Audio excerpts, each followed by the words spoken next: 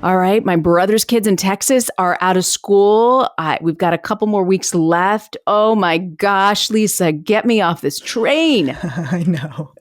I think I've said this before, but I spend all fall trying to get the routines in place for family life. And then as soon as I have them in place, I feel thoroughly oppressed by them. Like, I'm like, oh God, these routines are killing me. I want to die. Like, I want to be done with it. I want to be off the clock.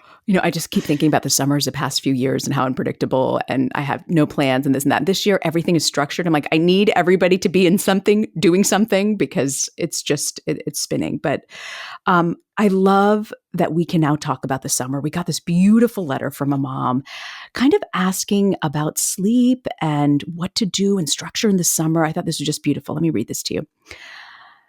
Hello, Lisa. I can't thank you enough for covering such a wide range of topics on your podcast. I truly enjoy listening to all the episodes and have gained so much knowledge from you. I have two girls who are currently 14 and 16 years old, and I understand how valuable and important sleep is. During the school year, the rule is electronics off after 9:30, and they head to their bedrooms to start getting ready for bed. And bedtime is at 10. Because they spend a lot of time on their homework during the week, it always ends up being later, usually closer to 10:30, 10:45. But during the summer, how involved should I be with requiring them to go to bed at a certain time? And what expectations should I have for when they get up in the morning? Lastly, once my kids are out of school, any specific recommendations on how to give kids structure within their days so they don't end up sitting around on their electronics all day? Also wondering what you found works best for chores around the house for this age group during the summer. Thanks again. Oh my gosh, could this not be a better letter to kind of move us into the summer? Our listeners are amazing. Lisa, I know she talks about teens, but I'd like to go through sort of the different age groups, if that's okay with you. When you're talking about bedtime in the summer, what do we need to know? Well, it's a tricky one, Reena. This is actually not very easy. One of the problems, and we have this, is actually it's light. It's light late into the evening, and so I think one of the battles, especially with younger kids, is that, 8 o'clock, 9 o'clock, it can still be daylight outside, and having them on board with the idea that they need to be getting into bed can be challenging. So to be a realistic person in this, bedtimes will be later in the summer, and that's okay. That's okay. We can let our hair down a little bit. We can let our kids let their hair down a little bit in the summer. I don't want people to feel like they need to be, keeping things rigid and tight all through the summer. The big issue is, what do they need to be doing in the morning? Where, the other end of the sleep cycle, like, does your kid need to be getting up for camp? Does your kid need to be getting up for a job? So let that be a driver. What they are doing during the day should help make decisions about when kids need to go to bed, kind of regardless of age. So presumably with younger kids, hopefully they're able to do something in the summer, whether it's a day camp or they're away to camp where then you don't even have to think about it at all, or whether your community has camps that become available. What you want is for a kid who is ready to get up when it's time to get up. And that can be a really good index. If you are dragging your kid out of bed, no matter how old they are, to go to their camp or go to their job, they need to go to bed earlier. But the fact that you already have that tension in the morning, the fact that you're getting into it when they're supposed to be getting up, that becomes the lever that you have. You can say, clearly, you are not going to bed early enough because we are having these ugly mornings every time. You need to start going to bed earlier. Let's see if that fixes it. So I think that's a way to negotiate it kid by kid, family by family. I want to step back for a second. Just in general, during the school year in general, what's your rule of thumb for kind of toddlers, elementary, middle, and high school for this is when you should go to bed and the sleep you should get? So the when they go to bed, to me, is less important than how many hours they need. And so usually you can just walk backwards from when they have to get going in the morning to how many hours they need. And what we know is that preschoolers, kids before age elementary school, usually need somewhere between 11 and 12 hours of sleep. Babies obviously need more than that. Elementary school kids need 11 hours of sleep a night. Middle schoolers need 10 hours of sleep a night. And high schoolers should be getting 9 hours of sleep a night. Now, their summer is the big chance for the high schoolers. That is the time most likely when they're going to be approximating how much sleep they biologically need and deserve. It's so interesting you say 10 hours. Like, I don't think my kids who are one in middle school and almost entering middle school, I don't know that they get 10 hours of sleep a night. What gets in the way? I think for us, we end up by the time they go to bed in fifth and sixth grade, it's like a little past 9 o'clock, which it wasn't before. Isn't that pretty late? Well, what time do they get up? I mean, this is, like, let's just do the math. You just always Okay. have to do the math. I would say they're up by about 7 a.m. That's not too bad, Reena. I mean, if they're asleep by 9:30, they're approximating 10 hours. Because I've been wanting to get them to bed at like 7:30 because I'm tired. And also, we want to watch Formula One, and Yes, you gotta get the kids in bed if you want to watch your shows. I still can't believe you love Formula One. I love it so much. Hidden Lisa D'Amour's secret. Very few people know. I love Formula One. Oh, I love my Formula One. I love it. So how do we approach them, right? If we're going back into the summer, you've walked us through the number of hours of sleep they need. Is the summer any different? Should that number change? No, those are the target times. I think what is likely to change is the window in which those are occurring, which gets to something else in this letter, which is like, what are kids supposed to be doing all day? Yes. And, ideally, it's actually two things. One is kids should be able to relax in the summer.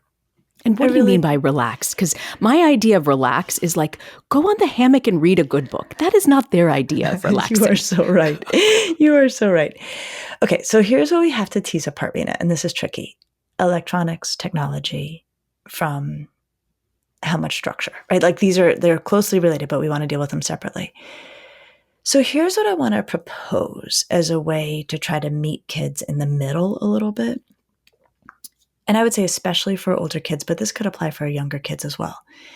They may be coming off of the school year like, oh, don't ask anything of me. Don't give me any structure. Don't tell me when I have to go to bed. Don't tell me when I got to get up. Like, let me just trip around the house, right? And I certainly, in my own home, am feeling pretty comfortable saying, sure, why don't you take a week and just do whatever. Do whatever. Watch TV. Chill. And we'll come back to the technology question in a minute. But I want parents to know, like, the nice thing about summer is like, we got some time here.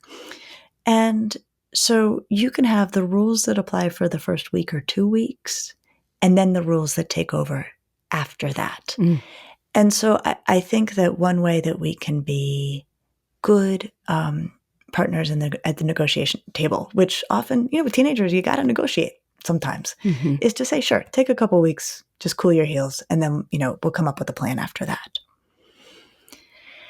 All right. So then the plan after that, kids should not drip around all summer, right? And again, day by day by day, age by age, it's going to look different. But I find if you let them kind of go off road for a week, it's hard to get them back on road because they like the terrain of no structure and four-wheeling it in wild territory.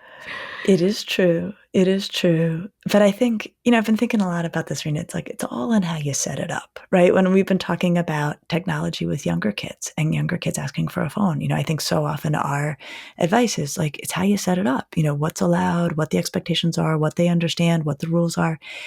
And so I think if you set it up to say, all right, you can have, how much time do you need to trip around to feel like you can, return to a somewhat structured schedule? Hopefully you can negotiate a week, maybe 2, and then say, okay, let's get out our calendar. Okay, your summer schedule will start on this date, but in between now and then, go have fun. I think you can do it. That's great. And so when you're talking about, so give them that structure, the unstructured period a little bit, but no, we're going to come back on. You always say, tell kids where you're going, in the sense of this is our roadmap. But then what about the unstructured days, right? I mean, some like when I was growing up, I don't know about you, there was no summer camp. My mom worked nights as a nurse. She would come home and sleep in the mornings. We had to be quiet. So we watched lots of episodes of Little House on the Prairie and then The Price is Right. We were on TV the whole entire time. She got to sleep. And then she'd take us out somewhere. We do something. That was summer. Yep. No, same thing. I didn't go to camp. I didn't do day camps. I actually worked for my grandmother. My grandmother was a caterer. I worked in her kitchen. That's what I did as a kid. I can cut a carrot stick like you have never seen, Reena. That's a good skill. Yeah, no, I got carrot stick skills. And I watched a huge amount of television, huge, tons. So in terms of the unstructured time now, it's going to be kids wanting to be on their phones. Mm-hmm. If they have phones, they're going to want to be on their phones. And so let's get into that. Mm-hmm. The Surgeon General just put out a really useful report, advisory, about digital technology, social media, its impact. The way it gets characterized in the headlines is scary, right? That it does address that there can be real harms that come with social media. And that is true. The report itself is incredibly practical and useful, and I love it. And one thing I've been thinking about since the report came out is that it might be worth it for families to print it out and sit down with their kids and walk through it. You know what? We'll put the Surgeon General's report, his new report, in our show notes. Tell me a little bit about what stood out to you in this report. So he and his team go over what we do know, what we don't know, the positives of social media, what we're observing as the negatives. And I would have a parent read the report first before sitting down with their child because it does address some really scary content, such as suicide and things like that. So no surprises for anybody in terms of I don't want any parent sitting down with a kid and finding that and not expecting that. So look at it on your own in advance. But what I found so helpful about the report is that it really homes in on the two things parents need to be paying attention to. One is, and this is stuff we've talked about so often on this podcast, what are kids looking at, right? The harmful content. And then the other is problematic use. So even if they're not looking at harmful content, if they're looking at puppy dog videos for 10 hours a day, that is a problem. And so what I want parents to be thinking about just in general is exactly what this report outlines, keeping kids away from toxic digital media environments, being aware of the norms in the environments where kids are hanging out, and avoiding problematic use, which means not letting any digital technology get in the way of what we know is essential for healthy development. Sleep, right? Big one. Physical activity, in-person interactions, and helping around the house or the community. Okay, so then Reena, this gets to the question of what should kids be doing all summer? Yeah, because these are all the things the Surgeon General is highlighting that my children do not do in the summer. Okay. So in terms of what should be made of their days, so you get past that week or 2 week window where they drip around and just let the school year wash out of them. And then you are into the reality that is summer. All right, the more structure kids can have, the better, bluntly.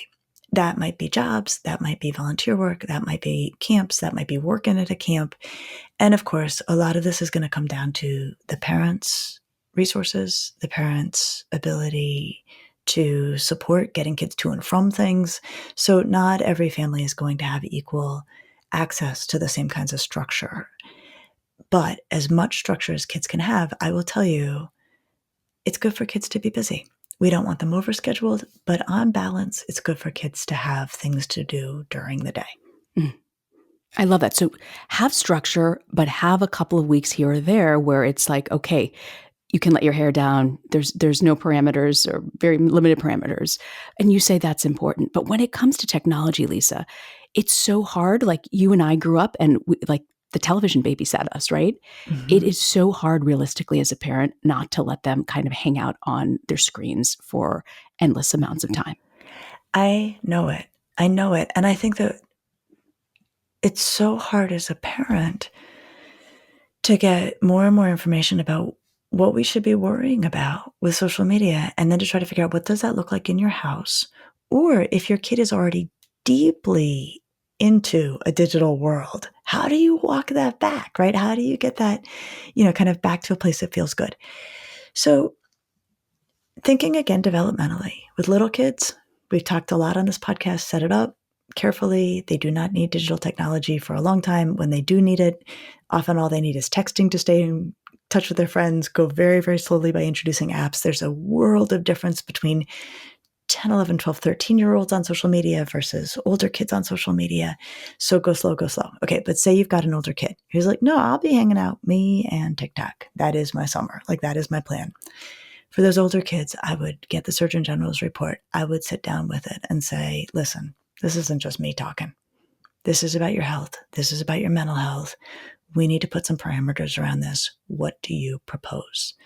So work with your teenager around how this is not going to turn into problematic use, getting in the way of things that really matter for development, and also where they are spending their time and the influence of that on their mood and their mental health. So have that conversation. But I feel like this report does parents such a big favor in terms of turning into the neutral third party. Like, you know how Totally. we talk about, you can say to teenagers if they go to parties, like, blame your good behavior on me, right? Like the Surgeon General has just done that for people. Like, blame your, basically saying like, look, here, the Surgeon General is saying this. I can't ignore the fact that the person who's in charge of American health is telling us this is a problem. We have to deal with what this report recommends, and how are we going to do that as a family? But it just makes it, it's not that the parents being the bad guy. It's that the Surgeon General is laying out the research and giving parents a neutral third party to say, look, we gotta take seriously how digital technology can be bad for you. And having that conversation, I think that, and you're right, having a report like this to be able to explain to them, this is what at one point a previous U.S. Surgeon General said cigarettes can be harmful. We learned that, and we have a warning now on the packet of cigarettes. But here is something the Surgeon General said, and here's why it's important. I love that. Lisa, I want to pivot a little bit to chores, because let me tell you, I had such big plans for chores and they have fallen off the radar, and I don't blame them. I don't even want to cook dinner or do the dishes anymore. I'm done. I don't want to do anybody's laundry. I know, right? And yet kids have time, and especially kids who have a lot of unstructured time, they should be helping. And this, that's the fourth thing I always list under, like, what should kids be doing instead of social media, digital technology, helping around the house, helping around the community. So what I would say is come up with a list of what you want your kid to do. Make it clear it's not negotiable, but point out what is negotiable. And I think what's often can be negotiable is when in the week or when in the day the chores get done. Because there's some chores, like walking the dog, obviously, that are tied to somebody else's schedule, like the dogs.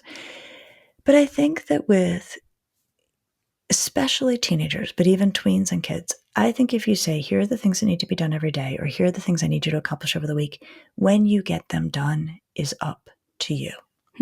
So giving them that ability, it's not like sweep the floor after dinner. Like, you decide when you do it. Just say this needs to happen and you can say by this time, and it doesn't mean the kid will be like, yes, got it. And then magically by 8 p.m., they'll have done everything they're supposed to do. But start with that idea that, you're going to figure out your day, but these are the things that need to happen before your day closes out. And then if your kid's not on it, not doing it, then you can revisit, come back to the table and say, look, this is what we agreed. What's getting in the way?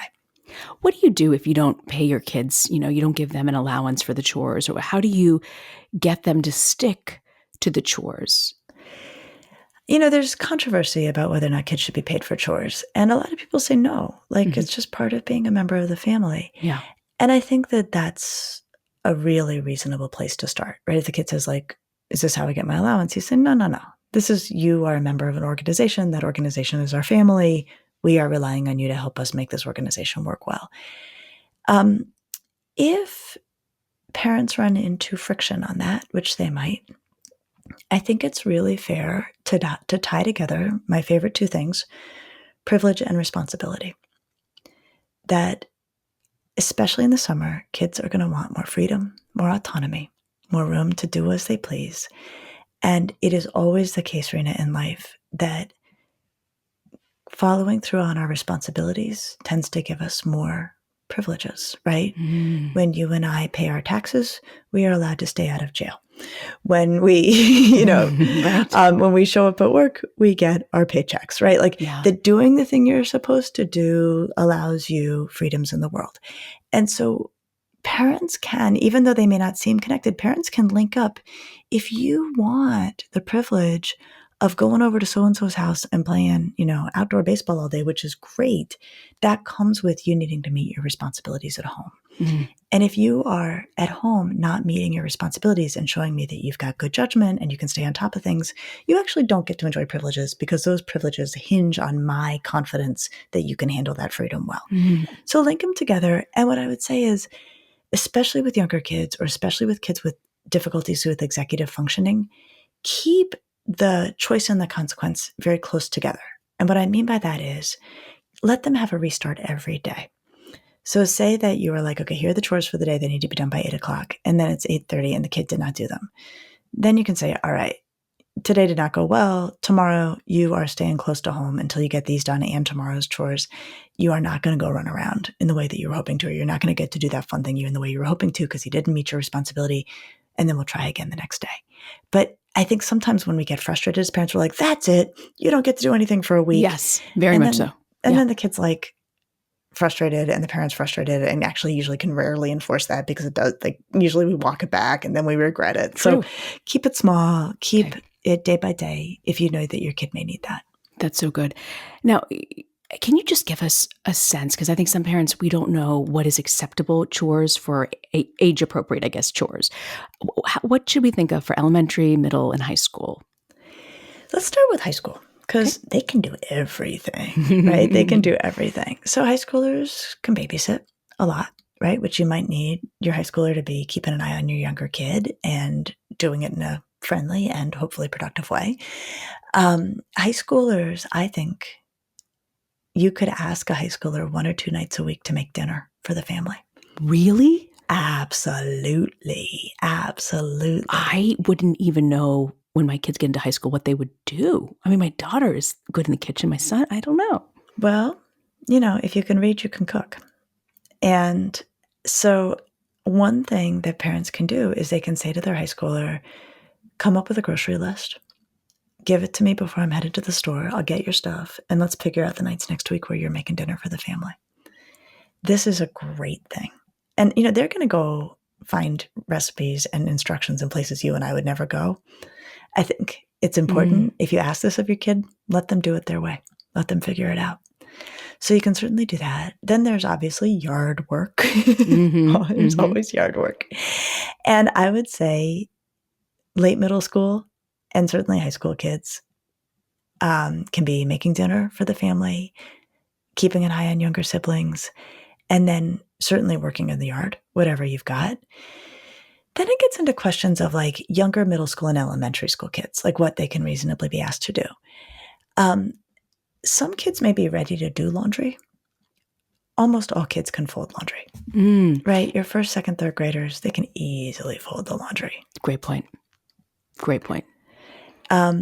I think parents may have very strong preferences, and by that I mean I probably have very strong preferences about how much they would like be asked to clean bathrooms, things like that. And it's because I'm so picky about how that gets done. And also, I think obviously with younger kids, some question of like, do you want them around the cleaning supplies that are necessary? So we need to be old enough to do that well. But laundry is a constant in family life. Vacuumings, sweeping is a constant in family life. Certainly, kids who are late elementary, middle school can vacuum and clean no problem. Vacuum and sweep no problem. I think the issue really, Reena, and this is my issue, is the parent letting go of how the job gets done and letting the kid learn and asking them to do it again if they've done a sloppy job. My mom has always worked. And one thing that I value so much is that she taught me how to work, like really how to work. And she would give me a job and I'd do it part way. And she'd be like, nope, you got to do the 100% job. And she was great and really taught me how to do a 100% job. I think I've used that all my life. I think in the calm of summer, as parents, we have more time to do that kind of teaching. That's such a great point. I never thought about these moments where you're just too busy during the school year and you have an extra moment in the summer. What can you impart that could maybe become better behavior for the school year? That's so great. What else are we missing, Lisa? What else do you think parents don't think about as they enter the summer that could be helpful to keep in mind? Well, I do wonder, Reena, if we sort of treat it as a moment of time, a reboot, a shift in schedules, a shift in routines, if there are rules that you wish you'd made about technology, such as it doesn't go in bedrooms or it doesn't go on the second floor of your house if your house is constructed that way, summer may be a time to try that again and to say, There's all this information coming out. We're going to make new rules as a family, and, we'll do it when the school year ends, and we'll start there, and we'll see how it feels this summer. But I think that, how people make New Year's resolutions? Yes. I think you can make summer resolutions and see if that's a time you could try something that you've been thinking about doing as a parent. I never thought about a reboot, and a reboot coming during the summer months. That's such a great idea. Yeah, it's kind of artificial, but I would say go for it. I love it. No, I think about my childhood, right? And you're always thinking about how you grew up versus now. And it was television, and we ate a ton of sugary cereals. I mean, like Count Chocula, Trix, Lucky Charms. So I don't allow my children to have them. But when they get out of school, we often head to Maine in the following weeks, and they get to each pick out one box of like uber sugary cereals that they eat before sailing in. I love it. Yeah. I love it. That's such a great idea. And that's such a beautiful example of like, it's summer, we let our hair down, we do different things, but it's also not like unlimited. One box each. Mm-hmm. Choose carefully. And when the box is gone, the box is gone. And I think that that's such a great threading of the needle of both reducing the demands and structures of the school year, but not taking all parameters away. And you give them an inch, they take much more, because now they go for the family size boxes. So they insist we go to Walmart so they can get the Lucky Charms that's supersized. See, this is the problem with kids. They're smart. They are. You're right. You They're keep gonna telling play us the this. angles. They're going to play the angles. They're going to figure it out. You keep telling us this. So what do you have for us for parenting to go? Reena, you know how I'm tired and you're tired, right? We come to the end of the summer or the end of the school year just cooked, right? And of course, there's a million things that go on at the end of the school year that just make the calendar that much busier. My parenting to go is I really want the adults, the parents and caregivers, to take good care of themselves this summer, to really remember that a huge part of how we take care of our kids is that we take good care of ourselves, and to model for our kids what healthy leisure looks like. So parents, get your book, get your afternoon nap if you have time, get a show you love and watch it and enjoy it. Show your kids how it's done while taking good care of yourself. That could not be better advice to help kick off the summer months. Thank you, Lisa. I'll see you next week. I'll see you next week.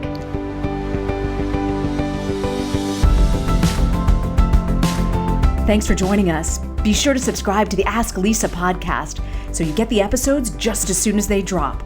And send us your questions to asklisa@drlisadamore.com. And now a word from our lawyers. The advice provided on this podcast does not constitute or serve as a substitute for professional psychological treatment, therapy, or other types of professional advice or intervention. If you have concerns about your child's well-being, consult a physician or mental health professional. If you're looking for additional resources, check out Lisa's website at drlisadamore.com. We'll see you next week.